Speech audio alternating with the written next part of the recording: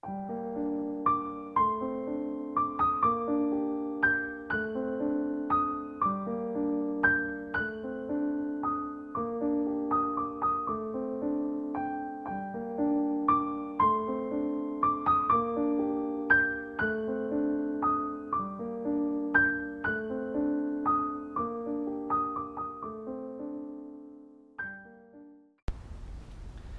ngalan ng Ama, ng Anak at Espiritu Santo. Amen. Tayo ngayon ay nasa ika-17 linggo ng taon at ito'y pinapakita sa atin ng ating Panginoon na kung paano siya nagpakain ng mga tao. Tayong lahat din ay inaanyayahan upang tulungan pagpakain, lalong-lalo na sa mga nagugutom. Sumayin niyo ang Panginoon. At sumayin rin. Ang pagbasa sa Banal na Ebanghelyo ayon kay Juan. Luwalhati sa iyo, Panginoon. Nang panahon yun, si Jesus ay tumawid sa kabilang ibayo ng dagat ng Galilea. Sinundan siya ng makapal na tao dahilan sa nakita nilang mga kababalaghan na kanyang ginawa sa mga may sakit. Umahon si Jesus sa bundok at naupo roon nakasama ang kanyang mga alagad. Ang Pasko ng pista ng mga Hudyo ay nalalapit na. Nang itaas ni Jesus ang kanyang mga mata at makita ang makapal na taong lumalapit sa kanya, ay sinabi niya kay Felipe, "Saan tayo bibili ng tinapay upang pakanin sila?" Ito ay kanyang sinabi upang subukin siya, sapagkat nalalaman niya ang kanyang gagawin. Sumagot sa kanya si Felipe, 200 pisong tinapay ay hindi magkakasya upang makakain ng kahit kaunti ang bawat isa. Sinabi sa kanya ng isa niyang mga alagad na si Andres, kapatid ni Simon Pedro, "Naririto ang isang batang lalaki na may 5 tinapay na sibada at 2 isda. Ngunit gano'n na ito sa ganyang karaming tao." Ani Jesus, "Paupuin ninyo ang mga tao." Madamo sa poop na iyon. Nagsiupo nga ang mga lalaki na humigit kumulang ay 5,000. Pagkakuha ni Jesus sa mga tinapay, nagpasalamat at pinamahagi sa mga nakaupo, at gayon din ang ginawa sa mga isda, gaano man ang kalamaigigan. Nang mabusog na sila, ay sinabi niya sa kanyang mga alagad, "Iligpit ninyo ang mga lumabis upang hindi masayang." Kaya tinipon at napuno ang 12 bako na mga pinagputol-putol na 5 tinapay na sibada, na lumabis sa nagsikain. Na makita ang kababalaghang ginawa ni Jesus, ay sinabi ng mga tao, "Tunay na ito ang propeta na paririto sa daigdig." Napagalata ni Jesus na sila ay magsisilapit at pilit na kukunin siya upang gawing hari. Kaya muling tumakas siya at nag-iisa sa bundok. Ang salita ng Diyos. Purihin ka, O Kristo.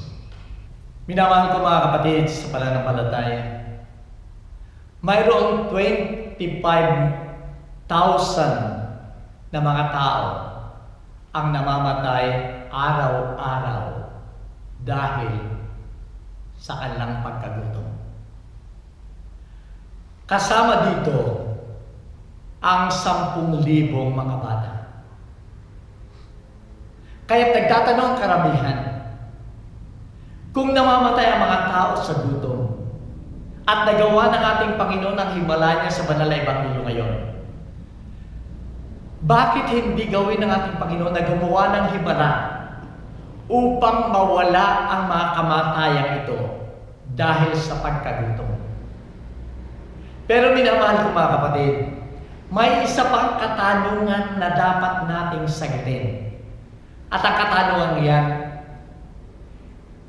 hindi ba sapat ang pagkain ng buong mundo para sa lahat ng tao? Nang tinitignan ko mga statistics ng productions ng pagkain o ng pagkain sa buong mundo. Nakita ko dito na 1.3 billion tons ng pagkain ang nasasayang sa buong mundo. Kaya nga kung masasabi natin na mayroong 309 million na mga tao na sila ay talagang walang makain.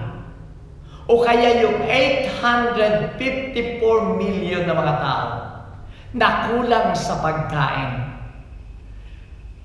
Sapat at labis-labis pa yung mga nasasayang na 1.3 billion na yon tons na pagkain para ibigay mo doon sa mga tao na kulang sa pagkain upang magkaroon sila ng sapat na pagkain at hindi sila magkasakit o kaya ay mamatay. Kahit masasabi natin, minamahal ko mga kapatid, hindi na kinakailangan ng ating Panginoon ang gumawa ng himala sapagkat naririto sa daigdig na ito ang kasagutan. Hindi sa himala ng ating Panginoon, kundi sa kasagutan ito ay nasa ating mga kamay.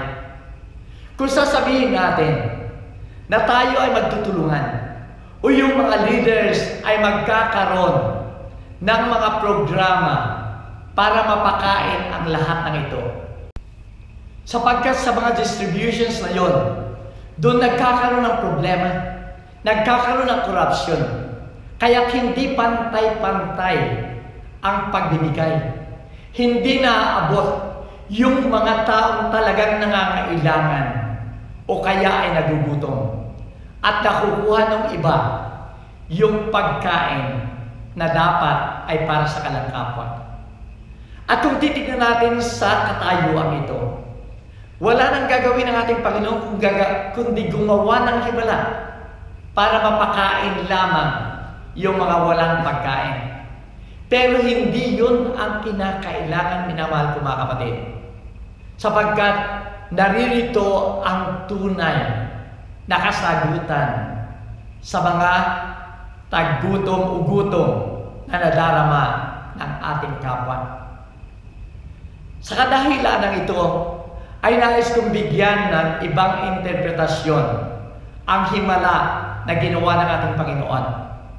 At maaaring ito maging kasagutan, hindi lamang sa ating sarili, kundi sa buong mundo, sa pagdaranas ng mga gutom ng lahat ng tao o kaya ng maraming tao sa mundong ito. Alam natin, minamahal ko mga kapatid, na ang ating Panginoon ay pumunta sa bundok at doon siya ay sinundan ng mga tao. Sinundan ng mga tao sapagkat nakita nila ang mga himala na ginawa ng ating Panginoon, lalong-lalo na sa mga may sakit. Sa ating karanasan, kung tayo ay pupunta sa isang lugar at alam natin na malayo at hindi tayo makakabalik, lalo na sa oras ng pagkain, ang gagawin natin, magbabaon tayo. Nung panahon ng ating Panginoon, ay kulang sa mga tindahan o yung mabibilhan ng pagkain. Malalayong lugar at kalimitan sa kanila ay naglalakad lamang. Sa ating kapanahunan ngayon, tayo na ay may mga sasakyan.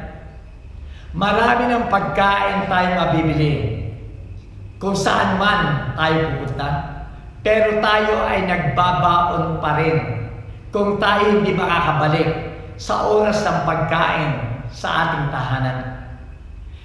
Sa panahonan yon, alam natin yung mga taong yon ay nagdala ng pagkain. Katunayan yung batang yun na may dalang 5 tinapay at 2 isda. Baon niya yun sapagkat alam niya na hindi siya makakabalik ng oras sa kanyang tahanan. Sa ating kapanahonan ngayon, kung tayo nga ay aalis at pupunta sa isang lugar at alam natin na tayo hindi makakabalik sa oras ng ating pagkain, tayo ay nagdadala ng pagkain. Kahit alam natin na marami tayong mabibilihan sa daan o kaya doon sa ating pupuntahan ng pagkain, ay nagdadala na tayo ng baon o kaya yung kinakain habang tayo ay nagda-travel. Ganon din ang ginawa ng mga taong yun. Sila ay nagdala ng sarili-sarili nilang pagkain. Yung batang yun na may dalang 5 tinapay at 2 isda. Subalit ng panahon o oras ng pagkain, doon nagkaroon ng problema. Sapagkat ang lahat ay nakikiramdam. Maaaring ang pakiramdam nila, kung ilalabas nila yung kanilang pagkain, ay maaaring hindi ilabas ng kanilang katabi yung kanilang pagkain at makikain sa kanila at hindi sapat yung pagkain na yung para sa kanila. Yun ang mga pag-iisip ng tao. Kaya nung makita nila ang ating Panginoon, na isinare ng batang yun, yung kanyang dalang pagkain sa ating Panginoon. At nakita nila ang ating Panginoon, binasbasan yung pagkain, pagkatapos ay pinagputol-putol, at inutusan yung kanyang mga alagad. Sa halip na kainin nila yung pagkain na yun, ay ipinamahagi sa lahat. At dito nga nagdumating ang himala ng ating Panginoon. Siyempre, nahihiya na yung mga tao. Kung yung ating Panginoon nga ay hindi kumain, kundi pinamigay yung pagkain na sa Kanya. Yung mga alagad ay ganon din. Siyempre, nahihiya naman sila na hindi nila gagawin. Samantalang mayroon silang dalang pagkain. At dito nga pumasok ang himala ng ating Panginoon. Binago niya yung isipan ng mga taong yun. Binago niya yung puso ng mga taong yun. Sa halip naging makasarili, ay naging mapagbigay. Sa halip na kanya-kanya, dahil sa kanya-kanyang pagkain, ang nagawa nila ay ibabahagi. At doon ay pinadama nila ang tunay na pakikiisa sa kanyang kapwa. Binago ng ating Panginoon ang kaisipan, ang puso, ang ugali ng bawat tao. At ano ang naging resulta? Lahat ay nakakain.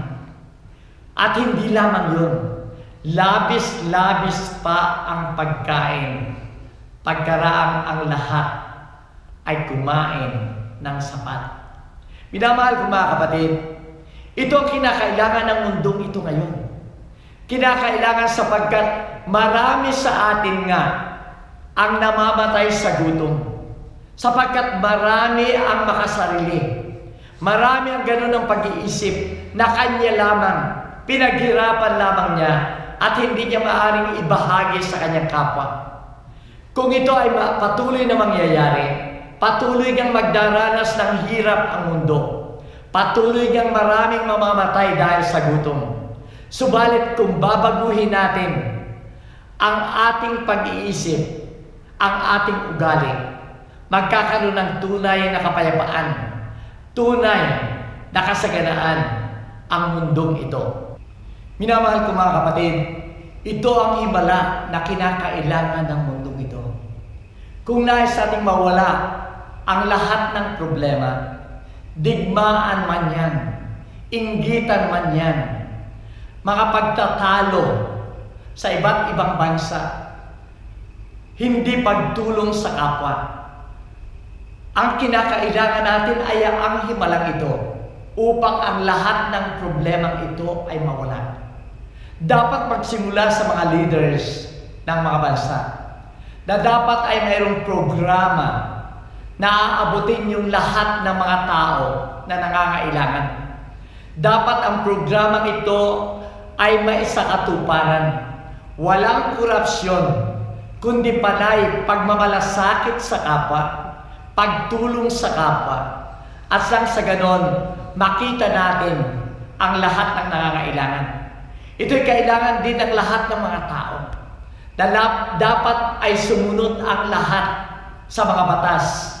Batas upang sa gayon ay makita natin ang resulta ng isang programa para sa ikauunlad ng lahat ng tao. Totoo nga na kailangan natin ito ngayon.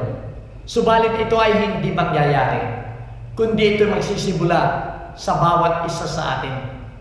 Kung magagawa lamang natin na katulad ng mga alagad na tinulungan nila ang ating Panginoon Jesucristo. Ganon din ang gawin natin. Kung paano ang mga alagad ay siyang nagbahagi ng pagkain. Ganon din ang bawat isa sa atin. Subalit simulan natin sa ating sarili. Baguhin natin ang ating pag-iisip na makasarili. Tayo ay dapat tumulong at tumingin, maghanap ng mga taong nangangailangan. Tayo ay dapat magbago sa ating mga puso. At yung awa sa mga nangangailangan ay dapat nating ipadama sa kanila. Dapat baguhin natin ang ating pag-iisip at pananaw upang sa ganon ang lahat ng tao ay dapat pantay-pantay. Minamahal ko mga kapatid, kung magagawa natin ito, makikita natin ang tunay na himala ng ating Panginoon. Himala na hindi siya ang gumawa, kundi tayong lahat ay gumagawa ng himala para sa atin buhay sa daigdig na ito.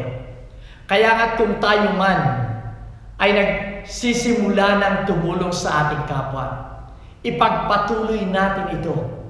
Huwag tayong matakot, huwag tayong tumigil, kundi sana palakasin tayo ng pananampalataya at halimbawa ng ating Panginoon. At kung tayo man ay hindi pa natin kaya na magbahagi sa ating kapwa, ipagdasal natin sa ating Panginoon na gumawa siya mismo ng himala sa ating sarili upang ang sarili nating matigas na puso ay palambutin niya, makita ang pangailangan ng kapwa, upang sa ganon, tayong lahat ay makipagkapwa at tumulong sa ating kapwa.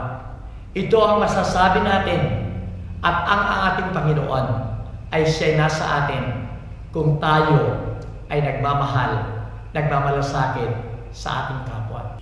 Sapagkat kung magagawa natin ito, labis-labis ang pagkain. Labis-labis ang biyayang bigay ng ating Panginoon. At labis-labis ang ating kaligayahan sapagkat tayo nakakatulong sa ating kapwa. Sumayin niyo ang Panginoon. At sumayin niyo rin. Minamahal ko mga kapatid, tayong lahat ay may pananagutan sa ating kapwa. At isa sa ating pananagutan, tulungan natin, pakainin natin yung mga nagugutom sapagkat sila ay ating mga kapatid. So, at pagkalain kayo ng mga kapangyarihang Diyos, Ama, Anak, at Espiritu Santo. Amen. Umayon tayo mapayaman. Salamat sa Diyos.